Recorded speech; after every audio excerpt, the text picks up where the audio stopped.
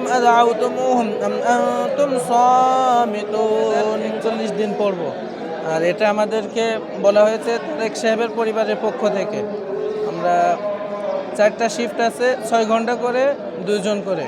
ভোর থেকে মাঝরাত চলছে অনবরত কোরআন তেলাওয়াত। রাজধানীর শেরেবাংলা নগরে অবস্থিত খালেদা জিয়া এবং জিয়াউর রহমানের মাজারে এমন দৃশ্য দেখা যায়। তেলাওয়াতকারীরা বলছেন খালেদা জিয়ার শান্তি এবং আত্মার মাগফিরাত কামনা তারা অনবরত 41 দিন কোরআন তেলাওয়াত করে যাবেন। আমরা 41 দিন পর্যন্ত ইনশাল্লাহ এখানে কোরআন তেলাওয়াত করব। 41 দিনের পরও ইনশাল্লাহ কোরআন তেলাওয়াত করব। সেটা এইভাবে না আর কি, বিভিন্ন যার যার মতো করে সে আদায় করবে।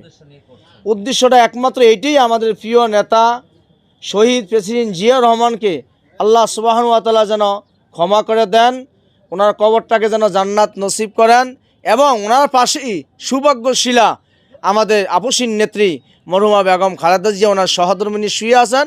আল্লাহ সুবহানাহু ওয়া তাআলা যেন উভয়কে, আমাদের প্রিয় নেতা নেত্রী উভয়জনকে যেন আল্লাহ সুবহানাহু ওয়া তাআলা এই দেশ এবং জাতির যেই খেদমতগুলা করেছেন, ভালো দিকগুলা আল্লাহ রাব্বুল আলামিনের উসিলা যেন উভয়কে আল্লাহ পাক মাফ করে জান্নাত নসিব করে।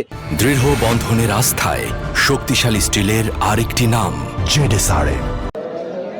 আলহামদুলিল্লাহ, আমরা মরহুমা খালেদা জিয়া যেদিন মারা গেছে এখানে সমাধিতে হয়েছে, তারপর দিন থেকে আমরা পড়ছি, লাগাতার 41 দিন আমরা ইনশাল্লাহ পড়ব। মরহুমা খালেদা জিয়া সাহেবের রুহের মাগফিরাত আল্লাহ যেন তাকে কোরআনের ওসিলায় মাফ করে দেয়, এই উদ্দেশ্যে আমরা পড়তেছি। আলহামদুলিল্লাহ, আমরা 1 তারিখ থেকেই পড়ছি। যে উদ্দেশ্য সেটা তো আমরা জানি, আমরা যেহেতু মুসলিম, আমাদের পটভূমি মূল এটাই তো আসল কোরআন গ্রন্থ, ঠিক না? তো এটা তো অবশ্যই রুহের মাগফিরাতের জন্য আমরা আমাদের জায়গা থেকে সর্বোচ্চটুকু চেষ্টা করছি। আমরা কোরআন শরীফ পড়ছি, আল্লাহ যেন কোরআনের উছিলায় ওনার রুহের মাগফিরাত করে এটা।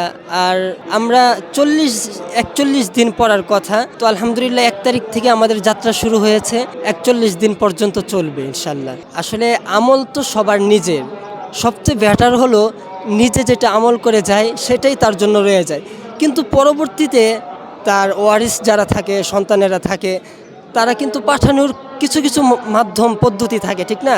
এর মধ্যে থেকে একটা হলো কোরআন তেলাওয়াত, তার নামে সদকা করা, তার জন্য তেলাওয়াত করা।